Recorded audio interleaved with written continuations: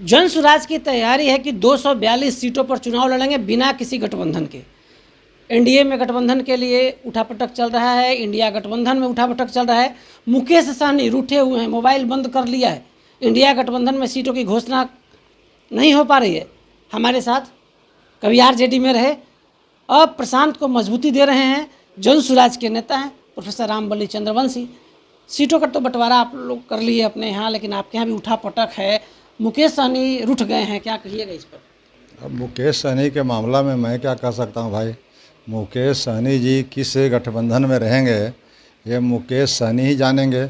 इसलिए कहीं पर निगाहें कहीं पर निशाना है। आदमी को अगर सच्चा है, राजनीति करता है, तो उसको विचारधारा पर चलनी चाहिए। उस विचारधारा के जो समर्थक पार्टियां उसके साथ अलायंस करना चाहिए। लेकिन यहाँ जो सीट ज़्यादा दे दे उधर चले जाइए, जो कुछ लालच दे दे उधर चले जाइए, तो ऐसे लोगों को राजनीतिक व्यक्ति नहीं माना जाना चाहिए।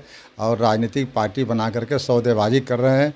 अब सौदेबाजी बहुत कर ली, अब ज़माना आ गया ऐसे लोगों को ख़त्म होने का। लेकिन वो तो कह रहे हैं कि हम डिप्टी सीएम बनेंगे। आपके यहाँ मुख्यमंत्री कौन बनेगा भाई जन स्वराज में? अरे भैया, डिप्टी सीएम जो अपने से कहता है कि हम बनेंगे, तो आप समझ सकते हैं कि स्थिति क्या है। अगर उनके महागठबंधन में यह तय होती कि मुकेश सहनी जी या कौन पार्टी के लोग डिप्टी सीएम बनेंगे तो वह बात समझ में आती। लेकिन स्वयंभू अगर डिप्टी सीएम या सीएम कह रहे हैं तो उसका कोई मतलब नहीं। भविष्य देखते हैं, सब दल उनका इंतजार करते रहता है। आप ऐसा बात बोल रहे हैं कि वो सीट का ब्लैकमेल।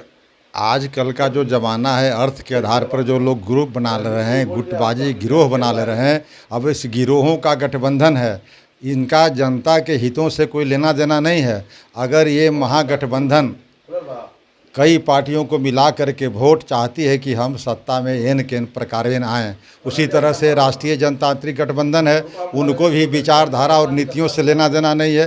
तो जब राजनीति इस तरह की होगी तब फिर उस पर टिप्पणी करना बेकार है। जन स्वराज सरकार बनाने जा रही है, जिस तरह बिना गठबंधन का चुनाव आप लोग लड़ रहे हैं। जन स्वराज ने तो अपनी नीति स्पष्ट कर दी है और जन स्वराज के जनता के लिए ही लड़ रही है। तो जो भी जन स्वराज के उम्मीदवार हैं वो जनता के उम्मीदवार होंगे। अगर जनता इन्हें पसंद करती है, इनके नीतियों को, तो जनता इनको लाएगी। और नहीं पसंद करती है तो हम लोग अपोजिशन में रहेंगे, बाहर रहेंगे, स्ट्रगल करेंगे। ठीक, धन्यवाद।